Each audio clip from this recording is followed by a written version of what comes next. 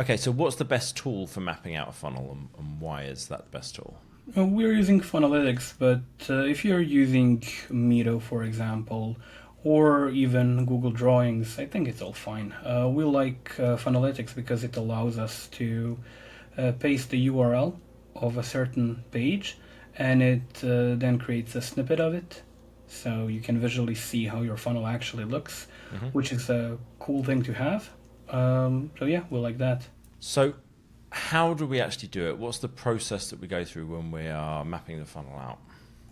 So the first thing is that we start from the middle of it or the landing page, and then we figure out how can people get to someone's website, whether it's social media, whether it's paid media, referrals, podcasts, and we map all of that out.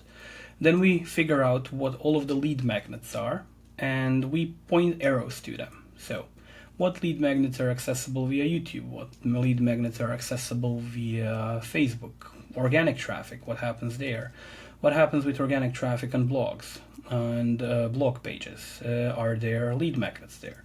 We map all of that out. Then we click and sign up to every single one of them to see where it's going to lead us. Hmm. Is there a tripwire? Are we going to get an email? We also map out emails, by the way, so it's not just the way funnel on the website looks, it's also the email automations. What's automated, what's not automated. And we spend a couple hours just browsing around people's websites, seeing what connects to where and how the offers are stacked. We then put all of that in a visual representation in mostly every time we do it in Funnelytics. One of the things that I find fascinating with doing this, one of the reasons why I recommend people to map out their funnels, is because a bunch of times you find that things that you thought went to one place don't go there anymore. You know, some link got changed and just a bunch of stuff's broken. How often do you see that? More or less every time we do an audit, we find broken links. We find something that the client thought would work but actually doesn't. So yeah, it's a good practice to maybe check that every month or so, just to Mm. make sure that nothing gets broken. And it's easy to misdirect or just break links. Mm.